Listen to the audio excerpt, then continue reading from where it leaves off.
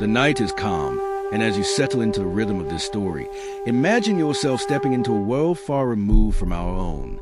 It is a world that existed many centuries ago, yet still lingers in the imagination, in the fragments of ruins, and in the soft echoes of memory. This was the world of the Aztecs, a people who built cities of stone and ritual, a civilization that lived with an intensity of purpose few others have ever matched. Their lives revolved around balance, between life and death, light and shadow, order and chaos. Within this balance were practices that astonished, unsettled, and mystified both their own people and the foreigners who later came to witness them. When we hear the word ritual, our minds might drift toward scenes of solemn temples or gentle prayers, but for the Aztecs, rituals meant something much more profound. They were lifelines connecting human beings to the cosmos. Each action, each offering, each whispered chant were believed to sustain the very order of the universe. To fail in ritual was not just to invite personal misfortune, but to risk the unraveling of existence itself. Yet among these acts of devotion, there were some cloaked in secrecy, some spoken of only in hushed tones. These were the rituals outsiders would call forbidden. The word forbidden has a heavy sound to it, carrying with it suggestions of danger, secrecy, and taboo. In the context of the Aztecs, it does not simply mean banned or illegal. It means liminal, existing on the edge of what was acceptable, stretching toward the unknown. Some of these practices were kept from public view, performed only by priests in the hidden chambers of towering pyramids.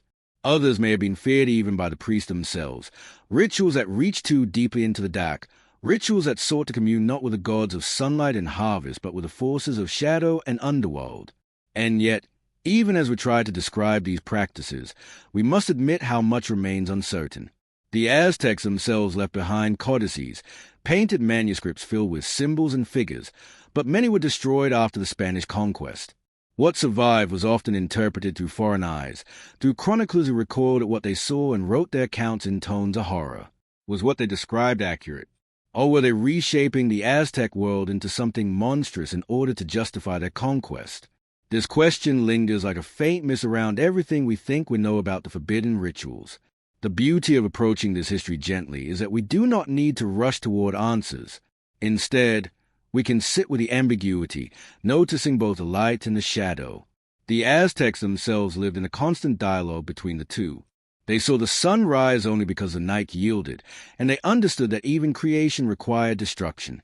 To them, a forbidden ritual may not have been forbidden in the way we think, but necessary in ways we can barely comprehend. This duality, what seems dark to us may have been sacred to them, creates the intrigue that has kept scholars and storytellers captivated for centuries. As we imagine the city of Tenochtitlan, the Aztec capital, rising out of the waters of its great lake, we picture vast stone causeways, bustling markets, and temples towering against the sky. The city was alive with sound and color, yet always in its heart was ritual. Priests prepared offerings, processions marched through the streets, and the people believed that in these actions they held up the heavens themselves.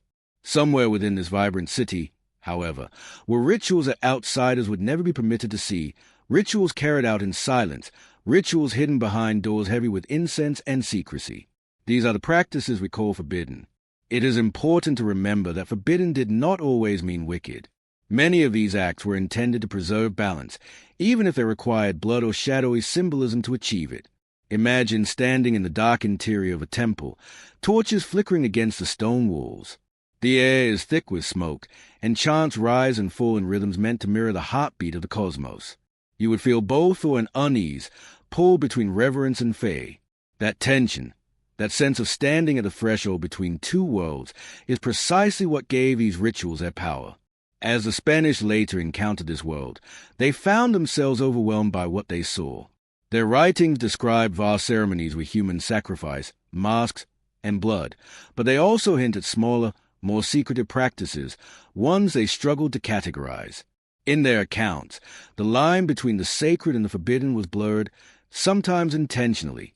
By exaggerating the strangeness and the darkness of Aztec practices, they created a picture that served their own purposes. But behind their words, if we read carefully, we can still sense the outlines of a deeper truth, that the Aztecs possessed knowledge and traditions that reached far beyond what the Europeans could understand.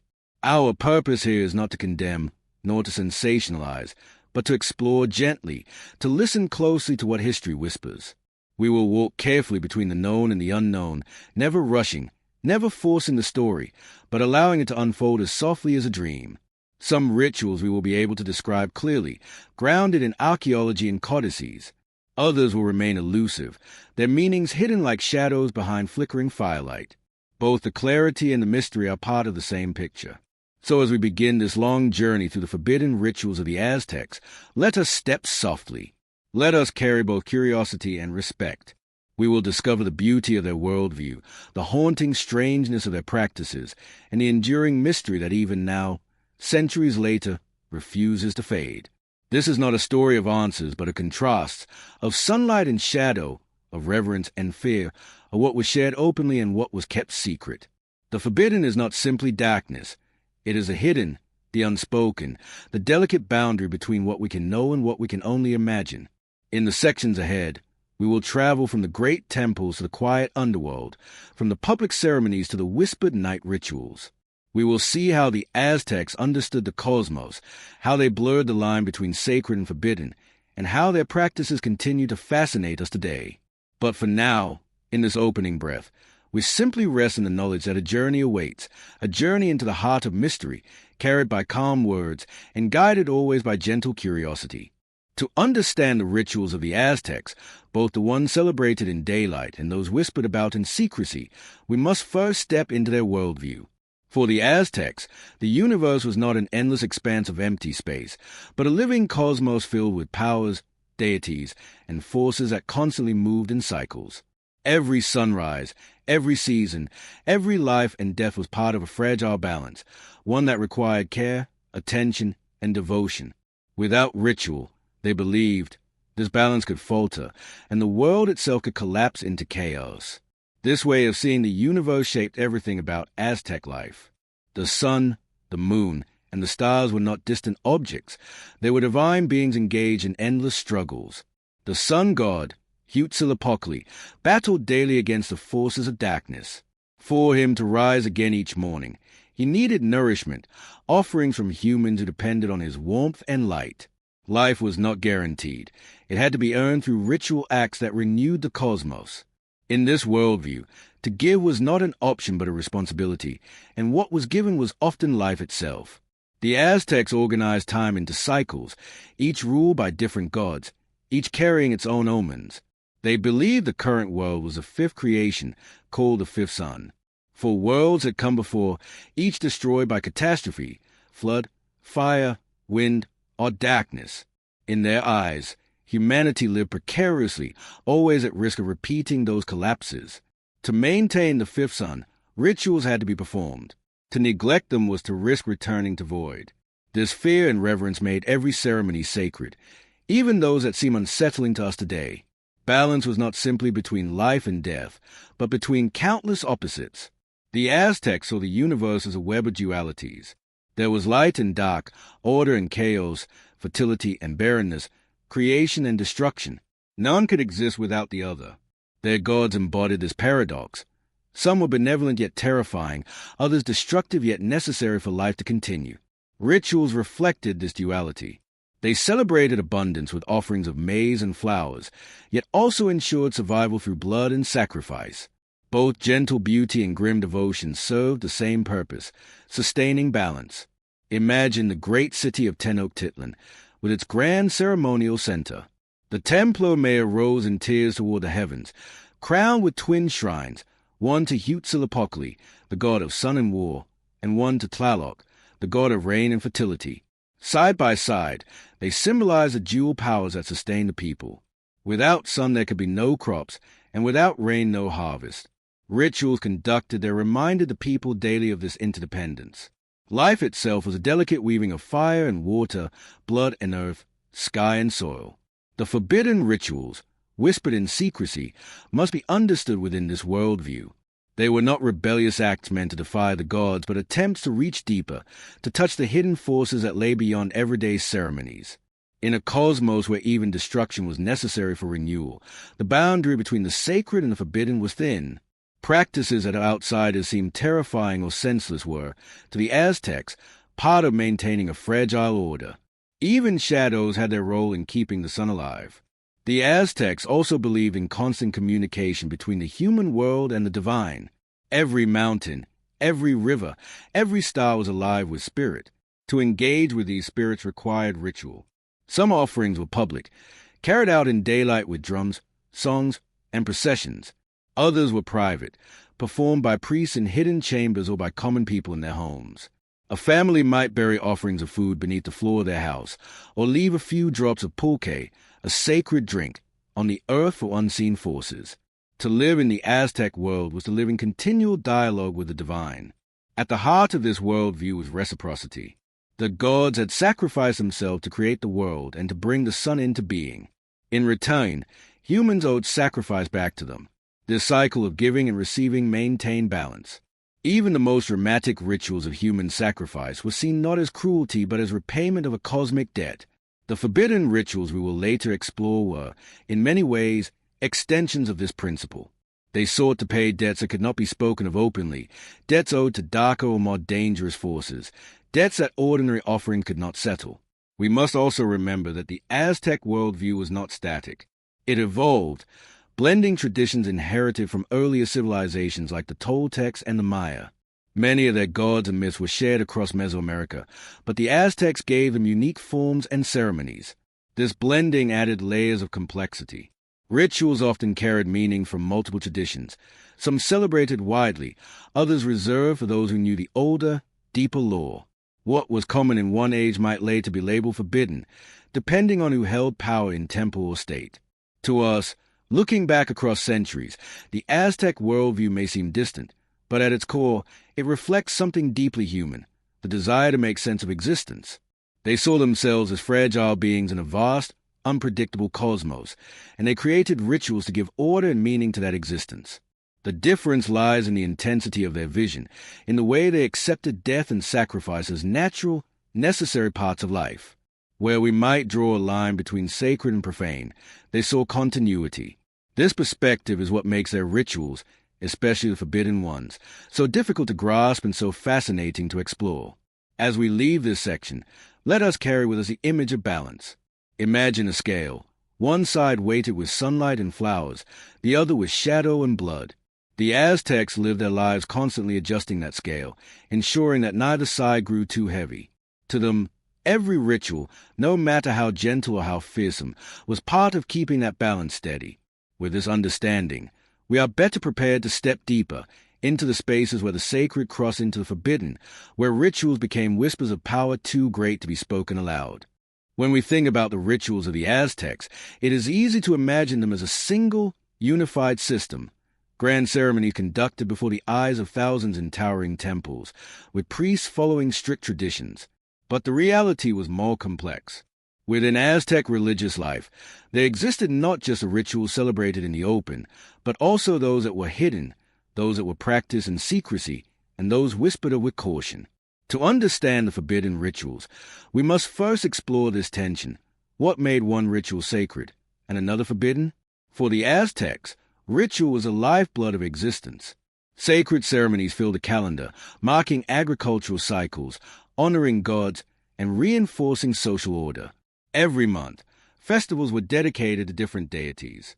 The people knew what to expect: the beating of drums, the scent of copal incense, the rising of chants in the temple plazas. These rituals were sacred because they were sanctioned, ordered, and meant to preserve balance in the cosmos. The community participated, and the gods were believed to receive their due in an orderly way. The forbidden, by contrast, was not a fixed category. It was a shifting space, defined not only by belief but by politics, fear, and secrecy. Some practices were labeled forbidden because they were too dangerous, calling on forces of darkness or gods whose power was feared more than welcomed. Others were forbidden because they challenged authority, rituals that did not fit the carefully controlled religious system of the state, but belonged to private sorcerers or rival traditions. Still others were forbidden only in the eyes of the Spanish who later encountered them, their unfamiliarity casting them into the shadows of horror. Consider the great festivals held at the Templo Mayor in Tenochtitlan. Sacred rituals unfolded before thousands, with elaborate processions, offerings of food, flowers, and sometimes human lives. These were state rituals, performed to strengthen the empire and confirm its divine right to rule. There was nothing hidden about them. Yet in smaller spaces, away from the eyes of the public, other ceremonies took place. A priest might conduct a night offering to a god of the underworld, using objects or substances not permitted in daylight rituals. Families might whisper prayers to local spirits, offering tokens that did not appear in official calendars. These private practices, though meaningful, carried a sense of danger, of stepping beyond what was officially sanctioned. This duality of sacred and forbidden is not unique to the Aztecs. It appears in many human cultures. The sacred is what is shared, elevated, controlled, and visible. The forbidden is what is hidden, feared, whispered, and often deeply personal. The Aztecs recognized this balance, even if they did not always name it as we do. To them, all rituals were part of the cosmic web. But in practice, there were boundaries, lines drawn not only by the gods but also by society. To cross those lines was to risk imbalance. The Spanish, upon their arrival, amplified this division. They documented rituals in tones of shock, particularly those involving blood, sacrifice, or hallucinogenic substances. To them, these practices were not sacred at all but entirely forbidden, acts of devilry. Their accounts cast a shadow over our modern understanding. Was a ritual truly forbidden in Aztec eyes, or was it made forbidden only in the retelling? In many cases, the truth lies somewhere between. There is also the matter of secrecy. In Aztec society, knowledge itself was divided into levels. Common people learned the public prayers and festivals, while priests and sorcerers guarded deeper knowledge. This secrecy gave certain rituals an aura of being forbidden. For example, there were ceremonies of divination, casting lots, reading patterns in maize kernels, or consulting with spirits through trance. These acts were not widely known, and those who practiced them carried reputations as both powerful and dangerous. They stood at the threshold between sacred tradition and forbidden magic. Forbidden rituals also had a practical role. They dealt with forces too disrupted to be handled in the open. Imagine a city stricken with drought. Public rituals would call on Tlaloc, god of rain, with flowers and children's offerings. But if these failed, whispers might begin of other practices, offerings to darker forces, invocations not sanctioned by the state. These were desperate acts, perhaps performed by smaller groups, hoping to bend fate even if it meant calling on powers better left alone. To the community, such acts were dangerous, but in times of crisis, they were also tempting. What makes this subject so fascinating is the way sacred and forbidden were intertwined. A ritual considered sacred in one setting could be forbidden in another. The line was not fixed, but fluid, shifting depending on context, need, and perspective. Even human sacrifice, which we often think of as the most extreme, was sacred when performed at temples, yet could become forbidden if carried out outside official channels. It was not the act itself, but its place within the social and cosmic order that determined its status. The forbidden also carried with it a certain allure. Just as in many societies, what is hidden often becomes more powerful, so too did the forbidden rituals hold a mystique. Stories of sorcerers who could transform into animals, of priests who spoke directly with underworld gods, of substances that opened visions, all these circulated in Aztec society, both feared and desired. They represented a kind of spiritual frontier, a place where boundaries blurred and mysteries waited. For the Spanish chroniclers, these stories confirmed their view of Aztec religion as dangerous and demonic. Yet for the Aztecs themselves, the line was subtler. To them, there was no absolute separation between sacred and forbidden. Instead, there was a spectrum, with rituals moving back and forth depending on who performed them, where, and why. What remained constant was a belief that rituals carried real power, power to sustain the sun, to heal or harm, to call for fertility or famine. That power could be welcomed or feared, but it was never dismissed. In the gentle telling of this story, we can allow ourselves to rest in the uncertainty. We do not need to decide firmly what was sacred and what was forbidden. Instead, we can imagine the Aztec world as one of contrasts, where rituals glowed brightly in temple plazas while others flickered quietly in shadowed rooms. Both belonged to the same cosmos, both spoke to the same longing for balance in a precarious world. As we leave this section, we carry forward an important thought, that the forbidden was never separate from the sacred. It was its reflection, its shadow, its hidden counterpart. To understand Aztec rituals, we must embrace both sides, for only together do they form the whole. In the sections to come, we will step deeper into these practices, beginning with the most famous and misunderstood of all, the rituals of blood and renewal, where the sacred and forbidden touched each other most directly, and where the line between life and death grew thinnest of all. Among all the practices of the Aztecs, none is more widely remembered or more often misunderstood than the rituals involving blood and sacrifice. To many outsiders, these ceremonies appear dark, brutal, and even unimaginable.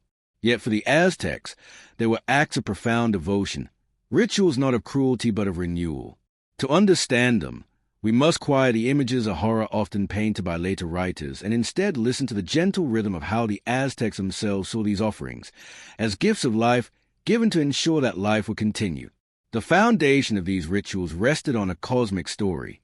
According to Aztec belief, the world we live in, the fifth sun, was born only through the sacrifice of the gods. In the time before creation, the deities gathered and faced a choice. Who would leap into the fire to bring forth the sun?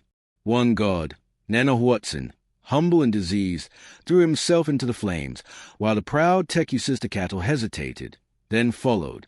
From their sacrifice rose the blazing sun and the glowing moon. Yet even then, the sun would not move across the sky. For that, the other gods had to give their own blood, offering their hearts so that the sun might rise and set. From the very beginning, existence was woven together by sacrifice. Because the gods had given their blood to bring the world into being, humans owed their own lives in return.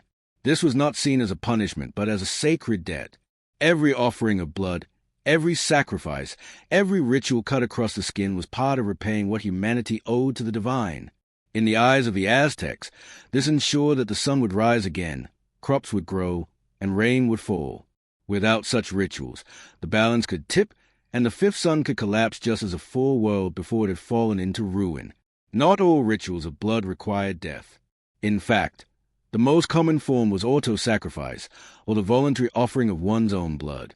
Priests, nobles, and sometimes commoners would pierce their ears, tongues, or thighs with obsidian blades or maguey thorns, allowing drops of blood to fall onto paper, which was then burned as an offering.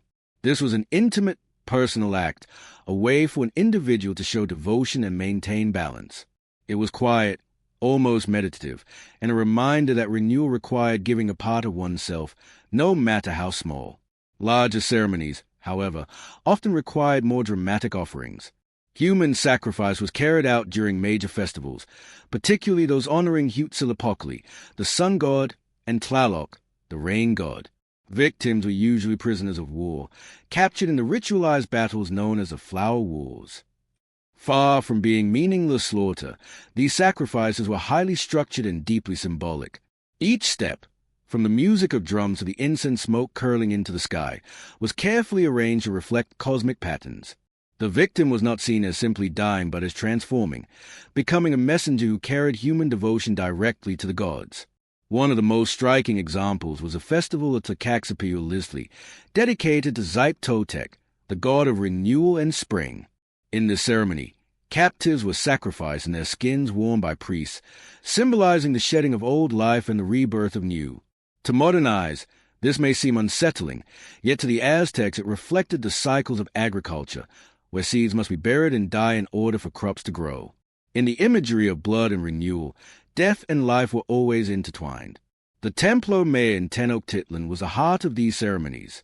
There, at the summit of its twin pyramids, sacrifices were offered under the open sky, visible to the thousands who filled the plazas below. The act was not hidden but shared, a public reaffirmation of the cosmic order.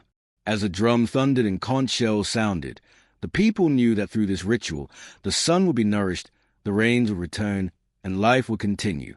What may seem like darkness to us was, for them, a real assurance that tomorrow's dawn was secure. Yet not all rituals of blood were public.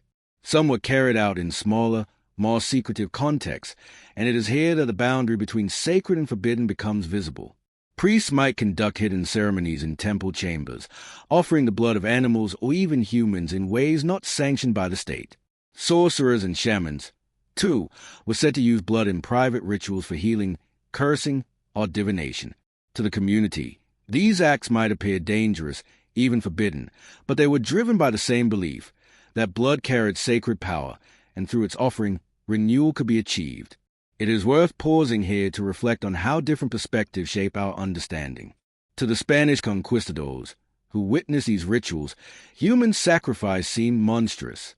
Their writings describe scenes of terror, using them as justification for conquest and conversion. Yet modern archaeology and anthropology invite us to look more carefully.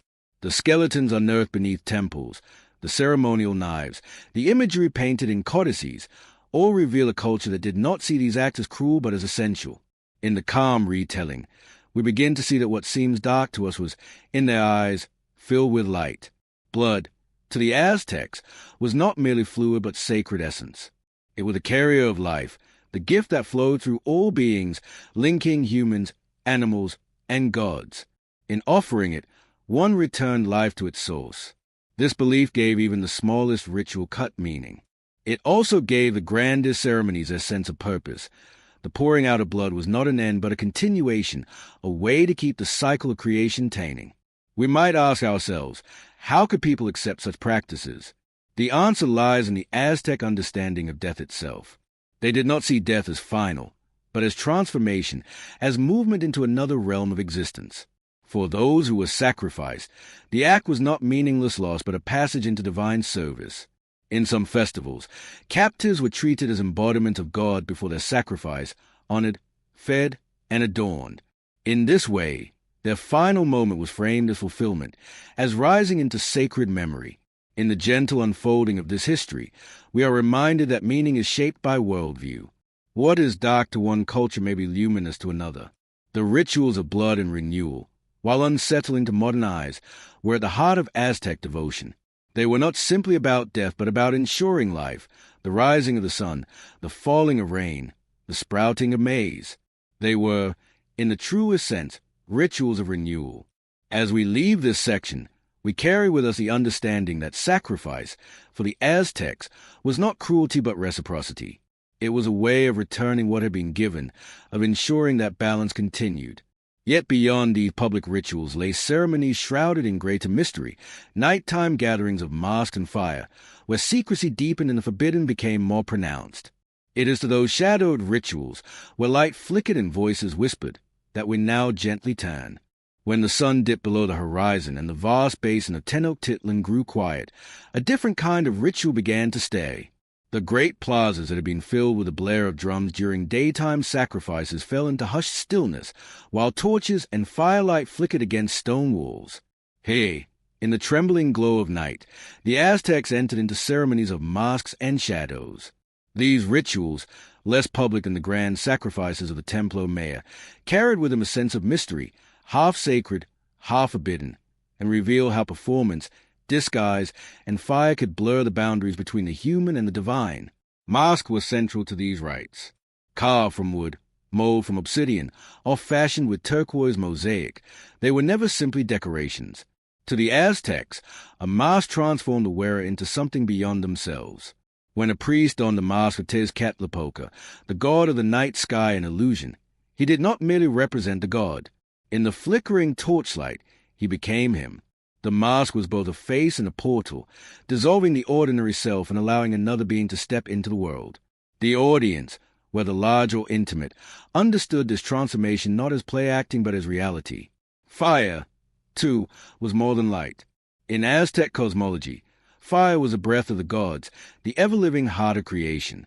Flames symbolized renewal and purification, but they also carried danger, for fire consumed even as it illuminated. In rituals of mast and fire, torches were arranged in circles, braziers burned copal incense, and the smoke curled upward as if carrying messages into the heavens. The shadows thrown by the flames danced across walls and faces, blurring distinctions between human and divine, real and imagined. This theater of shadows was not entertainment. It was communion, a sacred drama where the unseen world revealed itself. One of the most striking rituals of this kind was a festival dedicated to Tezcatlipoca, the Smoking Mirror. During this ceremony, a young man chosen to embody the god would spend a full year living as Tezcatlipoca incarnate.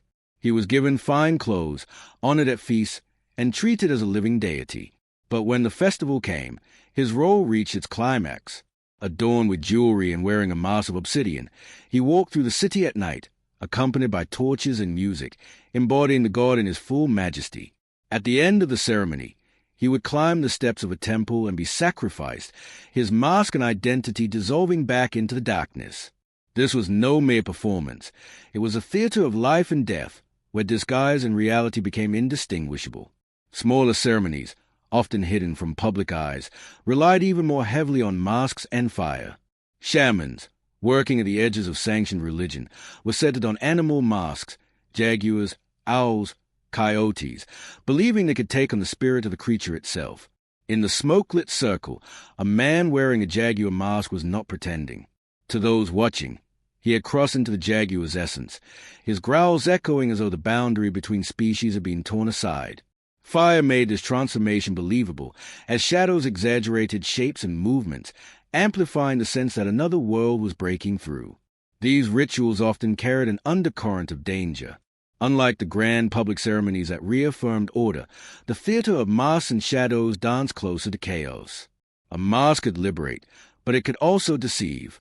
A fire could purify, but it could also destroy. To the Aztecs, these forces had to be handled with care. Not every mask was holy, and not every performance was blessed. Some whispered of forbidden gatherings where sorcerers used masks not to honor the gods but to mock them, twisting sacred images into tools of fear and control. In these darker corners, the line between ritual and heresy blurred. Yet even within the sanctioned festivals, the psychological power of masks and fire was undeniable. Imagine standing in the plaza at night, the air heavy with the scent of copal, the drumbeat echoing like a heartbeat. Before you, dancers whirl in masks, their faces hidden, their shadows stretched into monstrous forms. The firelight makes their movements seem otherworldly, and you cannot be certain whether you are watching men or gods. In that moment, your own sense of self begins to shift. The ritual does not merely show you the divine. It invites you to feel it, to be caught in its shimmering, flickering presence. This use of theater as ritual was not unique to the Aztecs, but in their world it carried a special intensity. The masks linked them to the gods, the fire linked them to creation, and the shadows reminded them of the fragile line between life and death. To wear a mask was to step outside the ordinary and touch the eternal. To dance in firelight was to risk being consumed even as one was illuminated. In this delicate balance, the Aztecs found meaning, wonder, and perhaps even fear. Over time, the Spanish chroniclers who witnessed or heard of these night rituals wrote about them with suspicion. To their eyes, masked dances in the firelight seemed like devil worship, full of deception and sorcery. Yet archaeology shows us that masks were woven deeply into Aztec culture, found in temples, homes, and burials alike. Their use in ritual was less about darkness and more about transformation. The Spaniards, unable to see the layers of meaning, reduced what was sacred theater into tales of witchcraft. For the Aztecs, however, these ceremonies were essential. They reminded the people that life was not just what could be seen in daylight. Beneath the ordinary lay a hidden world of gods, spirits, and forces that shaped destiny. Masks, fire, and shadow were tools to glimpse that hidden realm, to bring the unseen into presence, if only for a moment. And so the theater of shadows, while less famous in the great sacrifices, was no less vital. It taught the people about illusion, about transformation, about the power of becoming more than oneself. It also whispered of dangers, the risk of deception, the allure of forbidden paths, the thin line between honoring the gods and angering them.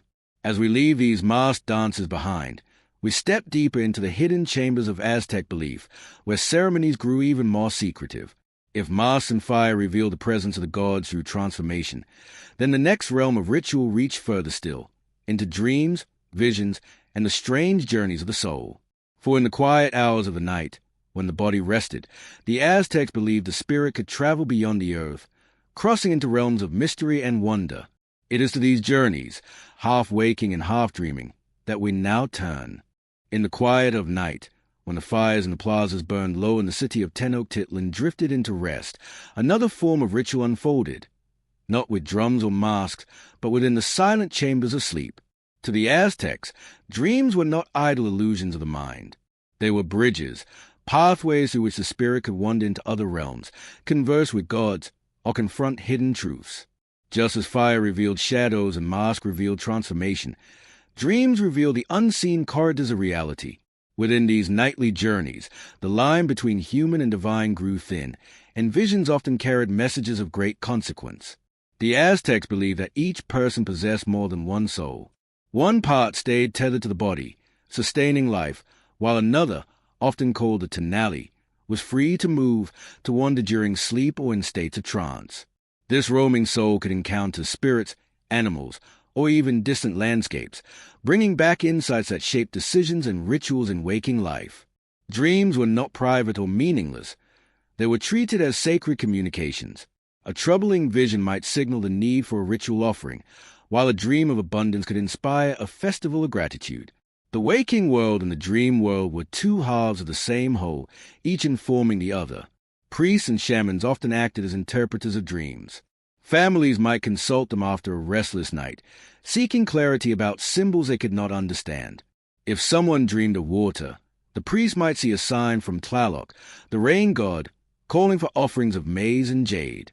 If a jaguar appeared, it could be a warning of war or a reminder of Tezcatlipoca's power. Dreams were a language written in shifting images, and the priests were fluent readers. To ignore a dream was to risk ignoring a divine message. In this way, nightly visions became part of the fabric of ritual life, woven together with ceremonies of fire, masks, and offerings. Beyond ordinary dreams lay vision quests, deliberate journeys into altered states of perception. These were not casual private experiences, but carefully guided rituals. A young initiate or a seeker might retreat into isolation, fasting and abstaining from worldly pleasures. In some cases, sacred plants or mushrooms were consumed, their properties believed to open the doorways of the spirit. Within this altered state, visions would arise, vivid and intense, filled with gods, animals, and cosmic symbols. The seeker was not merely dreaming but traveling, stepping into landscapes that existed beyond the ordinary world. Vision quests often took place in remote or sacred spaces, mountaintops, caves, or quiet places by rivers. The Aztecs believed these locations were natural gateways to the divine. A cave was not just a hollow in the earth. It was the womb of creation, a passage to the underworld. To enter a cave for a vision quest was to return to the beginning of time, to converse with forces older than the world itself. The mountain peak, by contrast, lifted the seeker closer to the heavens, where the gods of sky and sun dwelled. These natural settings amplified the sense that visions were not internal fantasies, but true encounters with cosmic powers. During these quests, the boundary between human and divine could blur dangerously. A seeker might emerge with new wisdom, transformed by contact with God, or they might return broken, overwhelmed by forces too great to comprehend. Success was measured not in comfort, but in insight. To see a god in a vision was both a gift and a burden, for it required new responsibilities in waking life. Some returned with instructions to lead rituals, others with warnings of famine or war. In this way, the vision shaped the collective destiny of the community. There were also whispers of forbidden uses of dreams and visions. Just as masks and fire could be turned toward darker purposes, so too could the dream state. Some sorcerers were said to manipulate their dreams, sending their spirits into a world to harm enemies or steal power. These tales describe shadowy figures who traveled invisibly at night, attacking the souls of others in their sleep. Whether these stories were literal or symbolic, they reveal how the Aztecs saw dreams as potent and real, capable of both healing and harm. To misuse that power was to court danger, both from human retaliation and from the gods themselves. The role of dreams also extended into the political life of the empire. Rulers and priests often sought guidance from visions before making major decisions. Historical accounts tell of omens and dreams that foreshadowed great changes. Before the arrival of the Spanish, for example, several omens were recorded. Strange lights in the sky, unnatural behaviors of animals, and troubling visions seen by priests. These were interpreted as signs of upheaval, messages from the gods that the fifth sun might be nearing its end. Whether these were true dreams or later embellishments, they reveal the deep cultural weight placed on visions as indicators of fate. For ordinary people, dreams offered comfort as well as warning. To dream of deceased relatives was to receive a visit from them, a reassurance that the bonds of kinship extended beyond death. Offerings could be left at altars after such dreams, thanking the ancestors for their guidance. In this way, Dreams became a way of maintaining relationships across the divide of life and death, bridging the human world with the realm of the departed. Imagine, then, an Aztec night. The city is hushed, the canals reflecting starlight, and within the homes families rest. Yet even in sleep, the world is alive. A woman dreams of water and wakes knowing she must offer maize to Tlaloc. A young man on a vision quest in a cave sees a jaguar and returns with a new rose warrior.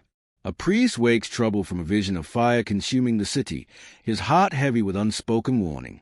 In each case, the dream is not a fleeting illusion but a real thread in the vast web of cosmic balance.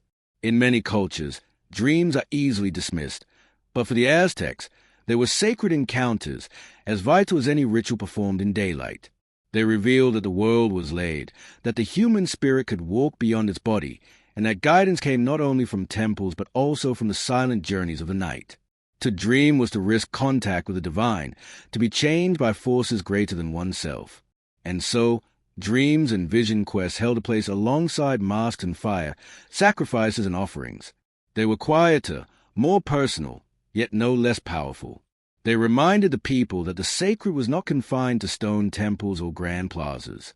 It lived also within the hidden chambers of the mind, waiting to be glimpsed in the hours when the body rested and the soul was free to wander. As we move onward, we leave behind the landscapes of dreams and turn our gaze to the waters of ritual. For the Aztecs, water was not only a necessity for crops and survival, but a sacred element, a living force that connected them to fertility, creation, and the underworld. Just as fire brought purification and transformation, water brought renewal and rebirth. In the next chapter, we enter the flowing streams and deep lakes where forbidden rites were whispered and where the mirror-like surface of water reflected both life and death. Among the elements that shaped Aztec ritual life, few were as sacred or as mysterious as water and blood. To modern eyes, these two substances seem very different, one clear and life-giving, the other red and unsettling. Yet in the Aztec worldview, they were deeply intertwined, bound together in cycles of renewal that sustained both the earth and the heavens. Water nourished the crops, filled the lakes, and quenched thirst, while blood nourished the gods, kept the sun rising, and ensured the world's survival. Both flowed, both carried life, and both were offered in rituals that sought to maintain balance. The Aztecs lived in a city shaped by water. Tenochtitlan rose from the middle of Lake Texcoco, connected by causeways and filled with canals that shimmered under the sun. Water surrounded them, and yet it was not always abundant. Droughts could devastate harvests, and sudden floods could destroy homes. This delicate balance of water shaped their rituals, for they believed it was a gift of the rain god Tlaloc, whose moods determined fertility and survival. To please him, offerings were cast into lakes and springs, flowers, jade, shells, and sometimes more somber gifts of human life. At Tlaloc's shrine in the Templo Mayor, children were sometimes sacrificed to bring rain. Spanish chroniclers wrote of how their tears were considered precious, mirroring the rain that would fall from the sky. Whether or not all such accounts were accurate, the symbolism is undeniable. The grief of human life was bound to the fertility of the earth. Water was never just physical. It was emotional, spiritual, divine. To offer water or to shed tears was to participate in the cosmic cycle of nourishment. Yet water alone was not enough. For the Aztecs, blood was a hidden current of existence, the vital fluid that animated both gods and humans. They believed that the gods had sacrificed their own blood to set the sun in motion, and in return, humans owed them their own essence. Without offerings of blood, the sun might falter, the rains might fail, and the fragile fifth sun could collapse. In this way, blood was not simply a symbol of death, but the most potent gift of life. Self-sacrifice, or auto-sacrifice, was a common ritual act. Men and women alike would draw blood from their ears, tongues, or arms, offering drops to the earth or smearing them on idols. These small gestures were intimate acts of devotion, ensuring that even ordinary people participated in the cycles of renewal. In the calm of dawn or the stillness of night, an individual might pierce their skin with a maguey thorn, allowing a few drops to fall, whispering prayers as the blood mingled with the soil. The act was quiet, personal, and deeply sacred. In larger ceremonies, blood flowed more abundantly.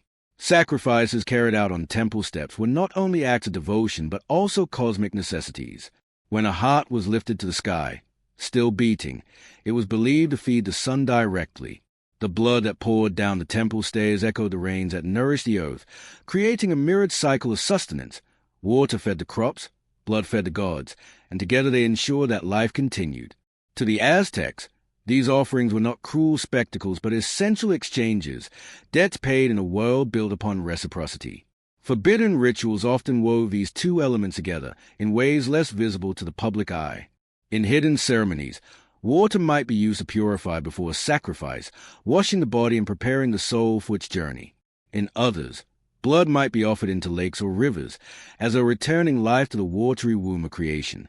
Some whispered of ceremonies in caves, where water dripped from stone ceilings like the tears of Tlaloc, mingling with blood spilled on the ground below. These hidden unions of water and blood were believed to carry immense power, for they combined two forces central to existence. The symbolism extended even further. Water was often associated with femininity, fertility, and the cycles of growth, while blood was linked with masculinity, sacrifice, and the cycles of death. Together, they mirrored the dualities of creation and destruction, renewal and decay. Just as the Aztecs saw the cosmos as a balance of opposites, they saw in water and blood the perfect reflection of life's paradox. The presence of both was necessary. Without water, the earth was barren, and without blood, the cosmos was starved. Imagine, for a moment, standing beside Lake Texcoco at dawn. The surface of the water reflects the first rays of sunlight, golden and calm, while priests cast offerings into its depths. Nearby, in the temple, a heart is lifted skyward, its blood gleaming as it flows down the stone steps. Two ceremonies, two substances, one cycle of renewal. To the Aztecs, these were not contradictions but harmonies, two voices in the same cosmic song. The Spanish chroniclers who later described these practices often emphasized their horror at the shedding of blood, unable to see the balance that the Aztecs perceived. To them, the idea of water as holy was understandable, but blood as sacred was incomprehensible. Yet for the Aztecs, separating the two would have been unthinkable. Both were gifts, both were life, and both were needed to sustain the world. As with many Aztec beliefs, there was also a personal dimension. Water and blood were not only elements of ritual but parts of daily life. Every person carried water in their homes, drew it from canals, and depended on it for survival. Every person carried blood in their veins, felt its pulse, and knew its preciousness. Ritual simply elevated these daily realities into sacred acts, reminding the people that their ordinary existence was bound to cosmic cycles. The forbidden side of these practices lingers like a shadow. Some spoke of sorcerers who used blood mixed with water in dark enchantments, seeking not to sustain the cosmos but to bend it for personal gain. Others warned of rituals where offerings were cast into hidden springs, invoking not Tlaloc but darker forces that dwell beneath the waters. Whether these tales were exaggerated or real, they remind us that every sacred act carried its risks, that the line between devotion and danger was often thin. And so, water and blood became symbols of both renewal and mystery, sustaining life while also evoking awe and fear. Together, they formed a cycle that the Aztecs lived and breathed every day, a cycle reflected in their city, their rituals, and their very understanding of the universe. As we leave this chapter, we carry with us the image of flowing currents, clear waters and crimson streams, each essential, each sacred. They remind us of the fragile balance the Aztecs sought to maintain, and of the sacrifices they believed were necessary to keep the fifth sun alive. From here, we will turn to another dimension of their world, the hidden chambers of their temples, where silence, darkness, and secrecy shaped rituals that the public seldom saw. If water and blood were the flowing lifeblood of the cosmos, then these chambers were its still heart, holding mysteries that even now whisper from shadows. Beneath the wide plazas and towering temples of Tenochtitlan, behind the public ceremonies witnessed by thousands, lay another world, quieter, darker, and filled with whispers. The Aztec Empire is often remembered for its grand spectacles, yet some of its most powerful rituals unfolded not in sunlight but in shadow. Hidden chambers within temples, secluded shrines, and underground passageways became the settings for rites known only to a select few. Here, the boundary between the sacred and the forbidden grew thin, and the unseen heart of Aztec spirituality revealed itself. The great Templo Mayor, rising high above the city, contained layers of meaning. Its two shrines, to Huitzilopochtli, the god of sun and war, and Tlaloc, the god of rain and fertility, symbolized the balance of opposing forces. Yet beneath its grand steps, archaeologists have uncovered hidden chambers, caches of offerings buried deep within the earth. These concealed spaces were not for public eyes. They held jade figurines, shells, knives, and sometimes skeletal remains, arranged with meticulous care. To the priests who placed them there, the act of hiding was as sacred as the offering itself. What was unseen by the people was seen by the gods. Darkness was not feared in these hidden rituals. It was embraced. Just as night revealed the power of dreams, so too did enclosed spaces reveal the power of silence. Within stone chambers, without sunlight or wind, the world became still. Priests whispered prayers, their voices echoing softly against walls. Incense smoke curled in the air, creating an atmosphere thick with mystery. The absence of spectacle gave these rites a different kind of intensity, one rooted in intimacy rather than grandeur. The whispered rites often involved purification. Before a major ceremony, priests might enter these hidden spaces to cleanse themselves, fasting, bleeding, and chanting quietly in preparation. Some chambers held sacred pools or vessels of water used for ritual bathing, symbolizing renewal. Others contained effigies or idols shrouded in cloth, revealed only during specific rites. These practices reminded the priest that the gods were not only fed by blood and spectacle, but also honored by secrecy and devotion unseen by the masses. Whispered traditions were also passed through these chambers. Sacred songs and chants, known only to priests, were recited softly, ensuring that their power remained undiluted. To speak them aloud in public would have risked their misuse. In secrecy, however, they carried their full weight, connecting those present with generations of ancestors and the unseen powers of the cosmos. A whispered word could be more powerful than a shouted one, just as a hidden offering could hold more potency than a public display. Some chambers were said to serve as passageways to the underworld, Mictlan. In Aztec cosmology, caves and subterranean spaces were symbolic entrances to the realms below, places where souls traveled after death. To conduct rites in such spaces was to draw closer to the ancestors, to seek guidance from spirits, or to offer gifts to the gods of death. The act of entering such a chamber mirrored the journey of the soul, a descent into mystery followed by a return to light. Not all whispered rites were sanctioned by the state religion. Alongside official ceremonies, stories persisted of forbidden gatherings where sorcerers invoked powers outside the accepted pantheon. These were rituals carried out in hushed tones, away from watchful eyes, where blood might be mixed with herbs or where curses might be spoken against rivals. Whether these tales were exaggerations by Spanish chroniclers or reflections of genuine practices, they underscore the fear that secrecy inspired. In the quiet, anything could happen. In the dark, anything could be believed. Archaeological findings lend weight to these stories. Excavations in Mexico City, built atop Tenochtitlan, have revealed offerings buried deep within temple floors, knives encrusted with blood, figurines wrapped in cloth, vessels filled with liquid once poured into the ground. These were not meant for public ceremony but for hidden devotion. Each item tells of hands that worked in silence, of prayers spoken softly, of rituals performed in the stillness of stone. The psychology of secrecy added power to these rites. Public sacrifices were awe-inspiring, but their meaning was shared, witnessed by thousands. Whispered rituals, by contrast, were restricted to a chosen few. To enter the hidden chamber was to step into a world of privilege and danger, to bear knowledge that others could not share. The secrecy itself amplified the sense of contact with the divine. What was hidden felt more potent, more dangerous, more sacred. Imagine yourself descending narrow stone steps into a chamber lit only by a small flame. The walls are close, the air heavy with incense. Around you, priests murmur chants, their voices low, rhythmic, carrying an ancient cadence. A vessel of water sits in the center, reflecting the flame, while an idol wrapped in cloth waits silently. The atmosphere is hushed, yet charged with power. Every breath feels significant. Every whisper resonates. In that moment, you sense that you are standing at the threshold of something vast, something unseen. The whispered rites remind us that Aztec spirituality was not only about spectacle but also about subtlety. It balanced the public with the private, the loud with the silent, the visible with the hidden. Just as their worldview saw balance in all things, so too did their rituals reflect duality. To truly serve the gods, both grand processions and quiet whispers were needed. Both had their place in sustaining the cosmos. As with masks, fire, dreams, and blood, the hidden chambers show us another side of Aztec ritual life, a side less visible yet no less essential. They reveal that what is unseen can be just as powerful as what is seen, that whispers can carry as much weight as shouts, and that silence can be as sacred as sound.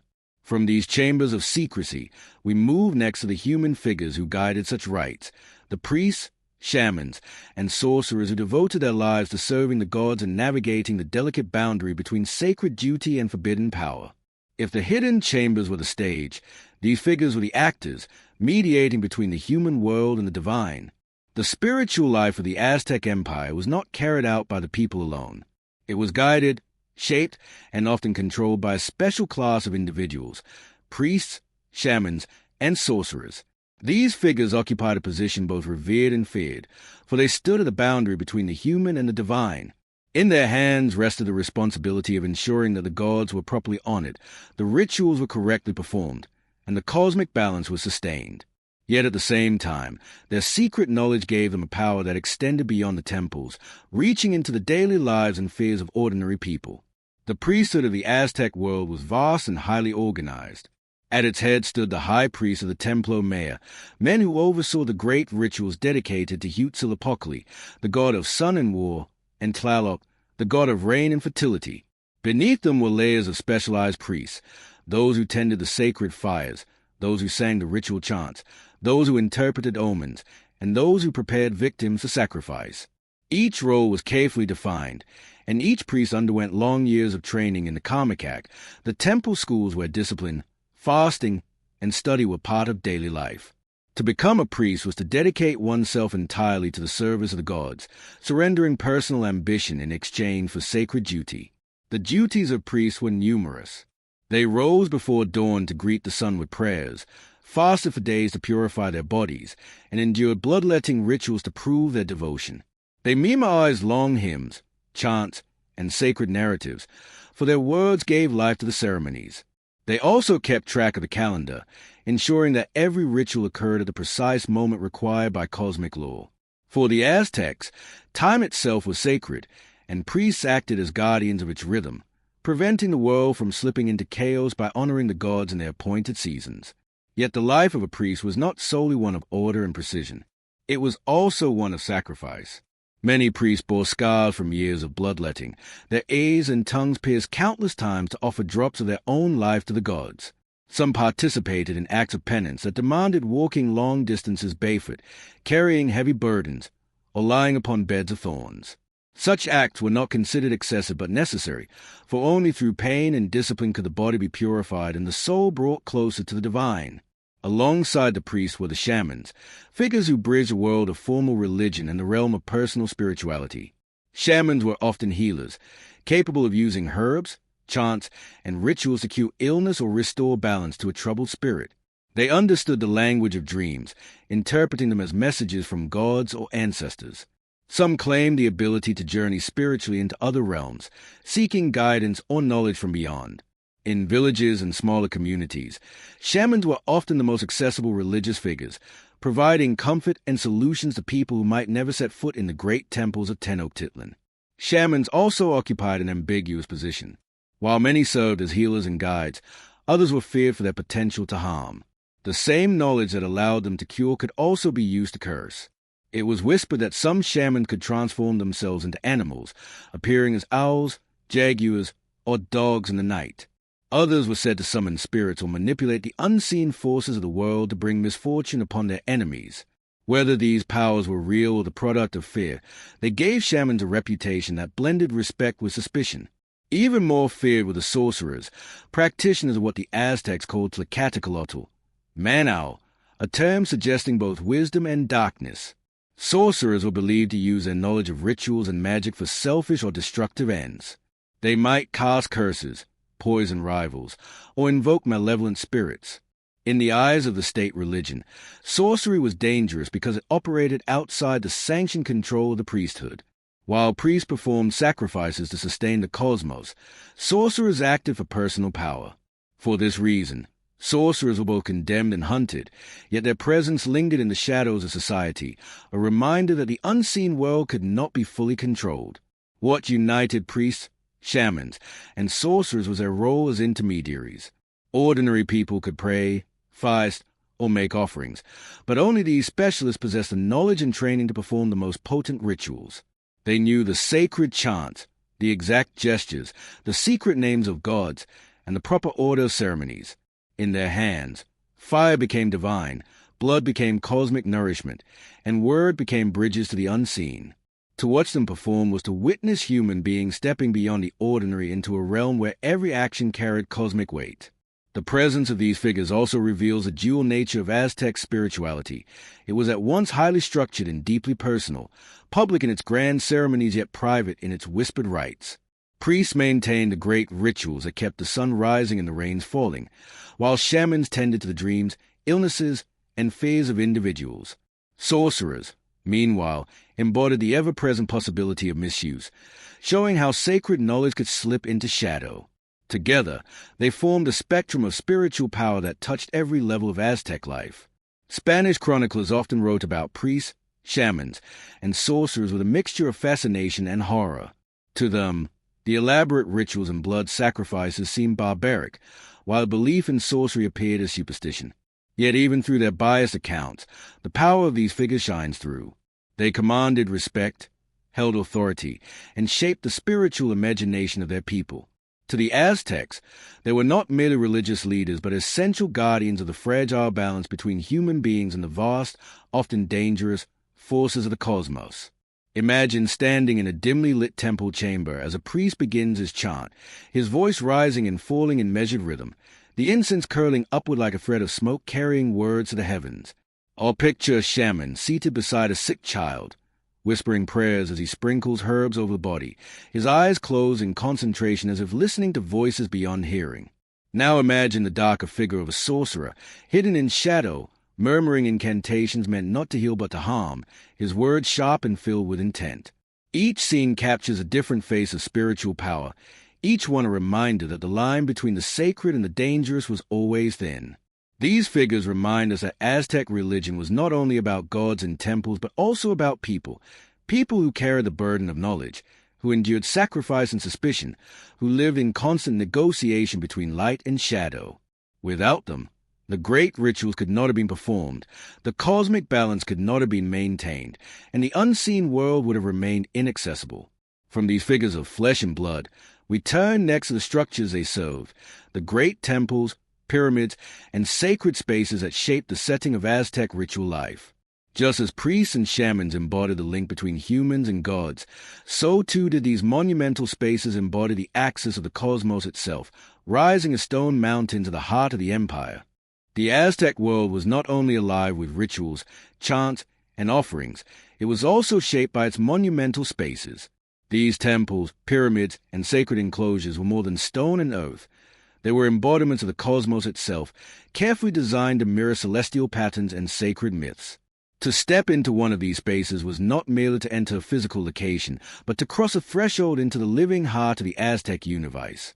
For the Aztecs, architecture was not just utility, it was theology carved in stone. At the center of Tenochtitlan, the capital city, rose the mighty Templo Mayor, or Great Temple. This stepped pyramid dominated the sacred precinct, a towering reminder of the empire's devotion to the gods.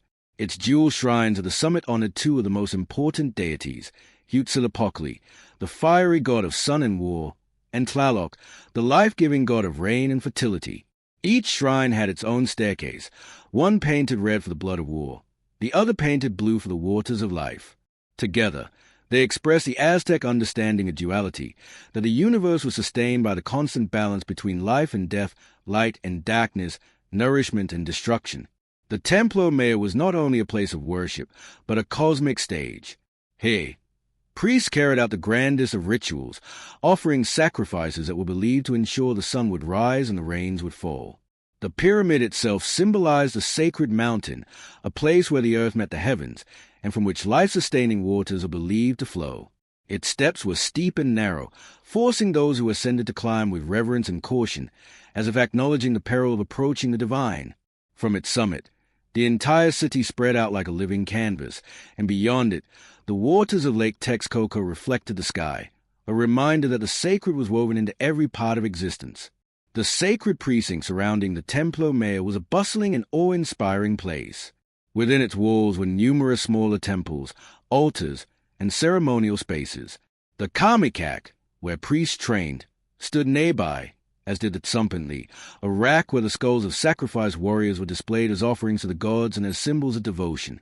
There were ball courts where the ritual game was played, a contest that echoed cosmic battles between life and death. Each structure, each courtyard, had a role to play in the grand choreography of Aztec religious life, and together they created a sacred city within the city. Beyond Tenochtitlan, sacred spaces dotted the landscape of the empire. Every town and village had its own temples, often smaller replicas of the great structures in the capital. Some were dedicated to local deities or ancestral spirits, while others were linked to the larger pantheon of gods worshipped across the empire. Mountains themselves were regarded as natural temples, their peaks seen as points of contact between earth and sky. Many rituals took place on mountaintops, where offerings of food, blood, or even children were made to ensure rainfall and fertility. In the Aztec worldview, the land itself was a sacred stage, and human hands merely echoed what nature already embodied. The architecture of these temples was deliberate and symbolic. Stepped pyramids, rising in layers, represented both the ascent toward the heavens and the layers of the cosmos. The orientation of temples was often aligned with celestial events, such as solstices or the path of Venus, ensuring that the rhythm of the gods was inscribed into the very foundations of the city. Murals and carvings adorned temple walls, depicting serpents, jaguars, eagles, and deities, symbols of power, fertility, and cosmic struggle. To approach such a temple was to walk into a living myth, surrounded by reminders of the sacred stories that defined existence. The experience of entering a sacred space was designed to be overwhelming. Incense smoke thickened the air, carrying prayers upward in fragrant spirals. Drums and conch shells resounded, their deep tones vibrating through the stone plazas. Priests in elaborate costumes, adorned with feathers, shells, and painted designs, moved in ritual dances, their steps echoing ancient rhythms. The cries of devotees, the chanting of hymns, and the flicker of torches all combined to transport worshippers beyond the ordinary into a realm where gods and humans met. The temple was not just a building, it was a portal to the divine. Yet these sacred spaces were also places of contrast. For the faithful, there were places of reassurance, where the presence of the gods was made tangible and the cycles of life were affirmed. For those chosen as sacrificial victims, however, they could be places of terror. To be led up the steep steps of the Templo Mayor, with the chants of priests rising and the crowd watching below, was to walk toward a destiny both feared and honored. In this way, the temples embodied the dual nature of Aztec spirituality. They were places of beauty and devotion, but also of blood and death. Spanish chroniclers, upon first seeing the Templo Mayor and its precinct, were both awed and horrified. The Aztec calendar was alive with rhythm, a carefully woven cycle of days, months, and seasons that pulsed with festivals and ceremonies. To the Aztecs, life was not a steady flow of ordinary days, but a sequence of sacred intervals marked by ritual. Each month brought a new celebration, a new offering, and a new connection between the people and the divine. These festivals were not merely moments of joy. They were essential acts of cosmic maintenance, ensuring that the balance of the universe endured. The Aztec year was divided into 18 months of 20 days each, with each month dedicated to a specific deity or theme. Within this structure, festivals unfolded with precision, their timing aligned to the cycles of the sun, moon, and stars. Some celebrations honored agricultural deities, calling for rains and fertile soil. Others praised gods of war, demanding acts of sacrifice to secure victory. Still others marked the passing of seasons, reminding people that their lives were part of a greater cosmic dance. In this way, the festivals bound the rhythms of the heavens to the lives of human beings. One of the most striking aspects of Aztec festivals was their scale. Entire communities participated, from the high priests who led the rituals to the farmers and artisans who contributed offerings of food, flowers, and labor. The plazas of Tenochtitlan would swell with people, their clothing brightened by feathers, dyes, and ornaments. Dancers moved in circles, their steps echoing ancient patterns. Musicians played drums, flutes, and conch shells, filling the air with sounds meant to echo the voice of the gods. The atmosphere was one of collective devotion, a unity of body and spirit that transformed ordinary space into sacred time. Among the most famous festivals was Tlaxoquimico, the Festival of the Flowers, held in honor of Huitzilopochtli. During this celebration, warriors displayed their strength, captives were sacrificed, and the city was adorned with blossoms. Another was Otpanizli, the Sweeping of the Roads, a festival dedicated to the goddess Tosai, mother of the gods. Streets were swept clean, rituals of renewal were performed, and offerings of maize and amaranth were made, symbolizing the renewal of life itself. Each festival carried layers of meaning, blending practical acts, such as clearing fields or storing harvests, with spiritual acts that echoed myths of creation and destruction. The ceremonies were rich with symbolic performance. Dancers often wore elaborate costumes representing gods, animals, or cosmic forces. A performer dressed as Tezcatlipoca might don black paint and a smoking mirror, embodying the mysterious god of fate and night. Another might take on the form of Quetzalcoatl, wearing feathered serpentine ornaments that shimmered in the light. Through these performances, the gods were not distant beings but living presences, moving among the people through ritual embodiment. Public ceremonies often included offerings and sacrifices, acts that the Aztecs saw as gifts to the gods. These were not always human lives. Food, incense, flowers, and even butterflies were offered as tokens of gratitude. Yet at key moments, human sacrifice became the central act, a profound offering believed necessary to sustain the cosmos. Victims were sometimes treated as embodiments of the gods themselves, honored, fed, and dressed in splendor before being sacrificed. Their deaths were understood not as endings, but as transformations, acts that allowed the life force of the gods to flow back into the world. These festivals also served social and political purposes. They reinforced the authority of rulers, who often appeared in full regalia to preside over ceremonies, reminding the people of their divine mandate.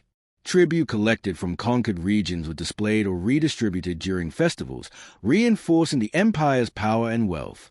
For ordinary people, these celebrations offered moments of release, opportunities to feast, dance, and connect with their community in ways that daily labor seldom allowed. In this sense, the festivals were both deeply spiritual and profoundly human, blending devotion with celebration. The emotional impact of these ceremonies must have been immense. Imagine the central plaza of Tenochtitlan on a festival day, thousands gathered, drums pounding like a heartbeat, incense rising in clouds, dancers in brilliant plumage whirling beneath the sun. The air thick with anticipation as priests climbed the temple steps, their chants weaving through the crowd. Then, the dramatic climax of sacrifice, followed by feasting, song, and the shared sense of the gods had been honored and the world renewed. Such moments fuse awe, fear, and joy into a single, unforgettable experience. Spanish chroniclers described these festivals with both fascination and horror. They marveled at the discipline of the dancers, the richness of the costumes, and the grandeur of the temples. Yet they recoiled at the sacrifices, struggling to reconcile the beauty of the celebrations with the blood that stained their altars. For the Aztecs, however, there was no contradiction. Beauty and blood were both necessary, both part of the same cosmic cycle. Flowers withered, harvests ended, lives concluded. But through these endings came renewal. The festivals embodied this eternal truth. Beyond the great city, smaller communities also held their own ceremonies. Villages celebrated local gods and ancestors, blending imperial rituals with traditions rooted in the land. These localized festivals connected people to their immediate surroundings, reminding them that the divine was present not only in the capital's towering temples, but also in the fields, rivers, and hills of daily life. The smallest offering of maize in a village square was as much a part of the cosmic balance as the grandest sacrifice atop the Templo Maya. Through festivals, the Aztec people moved in rhythm with the gods. Time itself was sanctified, every cycle marked by acts of devotion. These were not mere holidays but acts of cosmic responsibility, ensuring that the sun continued to shine, the rains continued to fall, and the world itself endured. The public ceremonies drew together entire communities, fusing art, faith, and politics into a single performance of life and death. As we leave behind the collective rhythm of festivals, our attention turns toward the quieter, more intimate spaces of Aztec spiritual life, The household rituals and daily practices that bound the divine into the fabric of ordinary existence. While the great temples and plazas hosted public ceremonies, the home, too, became a sacred place where gods were honored and mysteries kept alive. Not all rituals in the Aztec world unfolded on grand pyramids or in vast temple plazas. Beneath the shadow of the great ceremonies, life within the household carried its own sacred rhythm. The home was not simply a dwelling. It was a miniature cosmos, a place where fire, water, and earth met, and where the unseen forces of the universe could be honored in daily acts of devotion. These intimate practices reveal another side of Aztec spirituality, quieter than the festivals and less dramatic than the sacrifices, yet just as essential to sustaining the bond between humans and the divine. Every Aztec household had a hearth, and at its center, a flame. This fire was more than a source of heat or a place to cook food. It was a living presence, sacred to the goddess Chantico, guardian of the hearth. Each morning, as the sun rose, families offered food, incense, or drops of pulque to the fire, ensuring that their home remained in harmony with the greater cosmos. In these simple gestures, the vast cycle of the heavens was mirrored in the flicker of a household flame. Small altars were common within homes. They might be decorated with flowers, figurines of clay or stone, or images of deities carved from wood. On these altars, families placed offerings, a tortilla sprinkled with salt, a handful of maize, or a splash of water poured into a bowl. Such offerings were humble compared to the great sacrifices of the temples, yet they carried the same meaning, an acknowledgement that life was a gift from the gods, and that giving back, even in small ways, was necessary to keep the balance. Private devotions often followed the rhythms of life's milestones. At the birth of a child, midwives invoked the goddess Huitzilopochtli, asking her to bless and protect the infant. Children were bathed in ceremonies that symbolized purification and entry into the community. Marriage was marked by prayers and offerings to Xochiquetzal, goddess of love and fertility, ensuring harmony between husband and wife. Even death brought rituals within the home, as families prepared offerings of food and possessions to accompany the departed on their journey to the afterlife. Daily life itself was infused with ritual. Farmers paused before planting to scatter maize kernels in honor of the earth. Fishermen whispered words to the waters before casting their nets. Women grinding maize on the metate might offer prayer to the goddess Chicomicoatl, thanking her for the sustenance of corn. In these actions, the boundary between work and worship dissolved. Every task carried a spiritual dimension, reminding people that their survival depended on cooperation with the gods. Not all private devotions were acts of gratitude. Some were pleas, born from fear or uncertainty. A mother might pray over a sick child, offering herbs and whispered chants to call upon divine aid. A traveler might carry a charm for protection, invoking Tezcatlipoca to guard against danger. Dreams, too, were taken seriously, believed to carry messages from the gods or spirits. Shamans were sometimes consulted to interpret these visions, but families also practiced their own small rituals to ward off bad omens. The home was also a place where penance and purification took place. Fasting was practiced not only by priests but by ordinary people seeking to cleanse themselves before important events. Bloodletting, though less common in private settings, was sometimes performed in households as a sign of devotion. A man might prick his ear or leg with a maguey thorn, offering a few drops of his own life to the gods in return for favor or forgiveness. Such acts, though small in scale, carried the same meaning as the grand sacrifices, a recognition that life itself was part of an exchange with the divine. These household rituals also carried a sense of intimacy that the great ceremonies could not. They were acts of faith shared among family members, binding them together as much as it connected them to the gods. The rhythm of daily devotion created a sense of continuity, ensuring that the cosmic order was reflected in the order of the home. Children grew up surrounded by these practices, learning from their elders not only the stories of the gods, but also the gestures of gratitude, respect, and humility that define spiritual life. Spanish chroniclers often overlooked or misunderstood these household rituals, focusing instead on the grand spectacles of the temples. Yet in many ways, it was these quieter practices that sustained the heart of Aztec spirituality. While the empire's power might have rested on its pyramids, the faith of its people was nurtured by the small flames of devotion burning in every home. Without these private acts, the great rituals would have been hollow. Together, they created a harmony between the personal and the public, the ordinary and the cosmic. In reflecting on these household devotions, one begins to see the full spectrum of Aztec religion. It was not confined to the grand moments of history, but was woven into the daily lives of men, women, and children. It was present in the rising of the sun, the grinding of maize, the lighting of a fire, and the whisper of a prayer before sleep. For the Aztecs, every corner of life carried sacred meaning, and every act had the potential to echo in the unseen realms. From these intimate scenes of daily devotion, we move toward the contrast of conflict and transformation. The arrival of outsiders, the Spanish conquistadors, would bring with them a clash not only of armies but of rituals, beliefs, and sacred practices.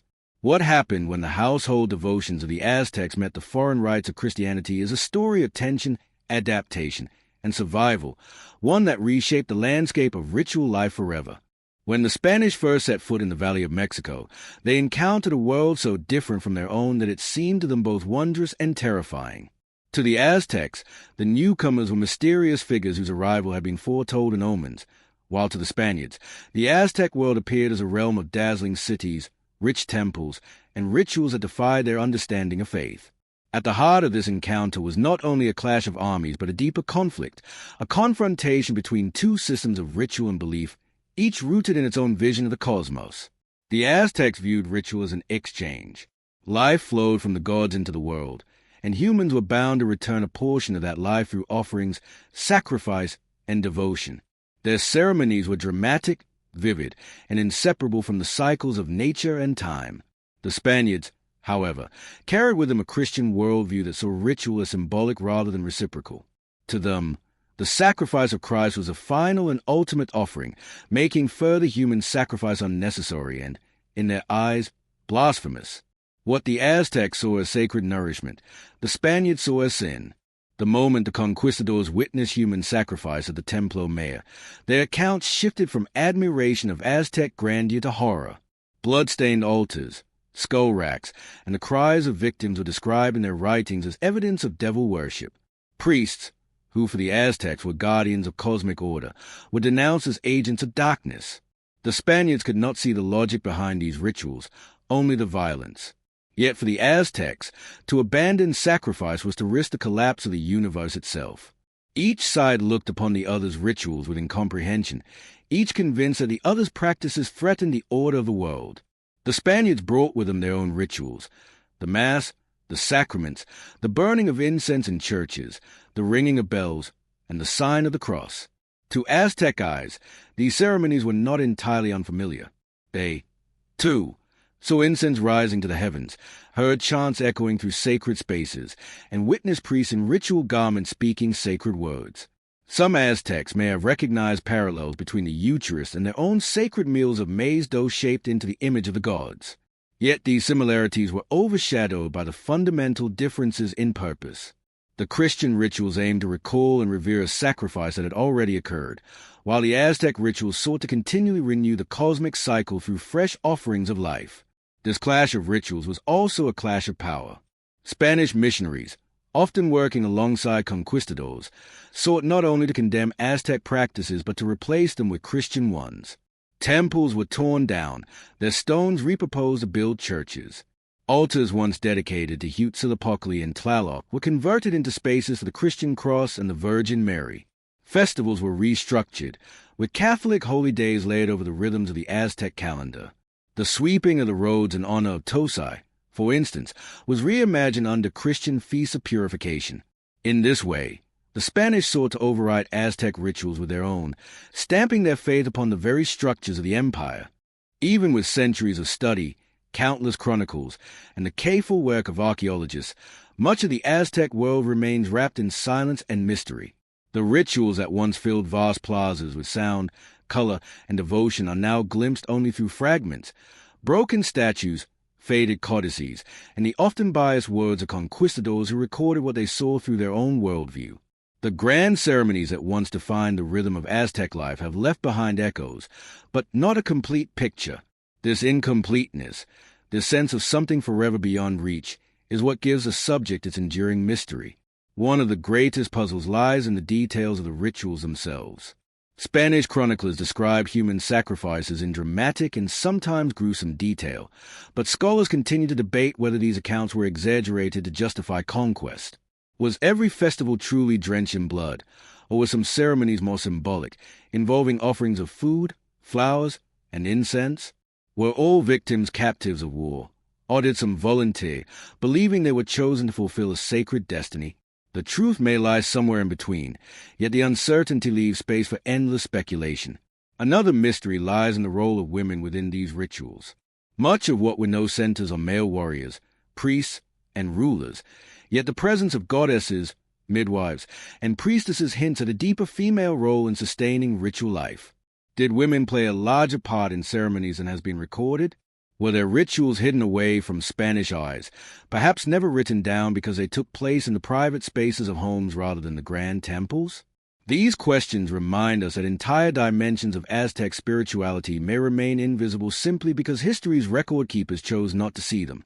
The fate of the Aztec sacred texts is another enduring shadow. Many codices, colorful manuscripts filled with symbolic imagery, were burned by missionaries who feared they contained the work of demons. What knowledge was lost in those flames? Did they hold detailed instructions for rituals, explanations of myths, or cosmic charts mapping the cycles of sacrifice? The few surviving codices, such as the Codex Bourbonicus, offer glimpses of calendrical festivals and ritual symbolism, but they feel like fragments of a much larger puzzle. Like scattered pieces of a tapestry, they suggest what might have been but never show the complete design. We are also left wondering about the psychology of those who participated. How did it feel for an Aztec warrior to fight in battle knowing that capture, not killing, was the ultimate goal, because captives were needed for sacrifice? What emotion stirred in the heart of a priest as he carried out rituals meant to nourish the gods? Did fear, reverence, or pride dominate the atmosphere? And what about the people who gathered in plazas to watch, their chants rising with the smoke of burning copal incense? Did they feel sorrow, or reassurance? Without their voices, we can only imagine. Even the meaning of sacrifice itself remains elusive. Scholars debate whether the rituals were primarily political tools, designed to instill fear and unity, or whether they were truly spiritual acts rooted in sincere belief about the fate of the cosmos. Perhaps they were both. The Aztecs lived in a world where the boundaries between politics, religion, and daily survival blurred into one. To feed the gods was to feed the sun. To feed the sun was to ensure crops, and to ensure crops was to sustain the people. But whether this was experienced as solemn duty, genuine devotion, or simply necessity, we may never fully know. As we draw the journey to a close, the story of the Aztec rituals lingers like an echo, soft yet insistent, reminding us that the past is never truly gone. It simply changes its form. The plazas where chants once rose into the sky are now silent beneath the modern streets of Mexico City. Yet beneath that silence lies a memory that cannot be erased. To speak of the Aztec rituals is to speak of a world where life and death were woven together into a single fabric, a world where human beings believed themselves guardians of cosmic balance, and where every offering, every prayer, every sacrifice was part of keeping the universe alive. From a perspective of today, it is easy to view these practices through the lens of horror or fascination, to reduce them to spectacles of blood and fear. Yet when seen with gentler eyes, they reveal something deeper, a culture's profound commitment to meaning, to reciprocity, to ensuring that life was not taken for granted. The rituals were harsh, yes, but they were also expressions of devotion, acts born of a belief that the world itself depended on the willingness of humans to give back what they had been given. In that reciprocity lies a truth that extends far beyond the Aztecs themselves. What lessons, then, can we take from these forbidden practices? Perhaps the first is a reminder of humility.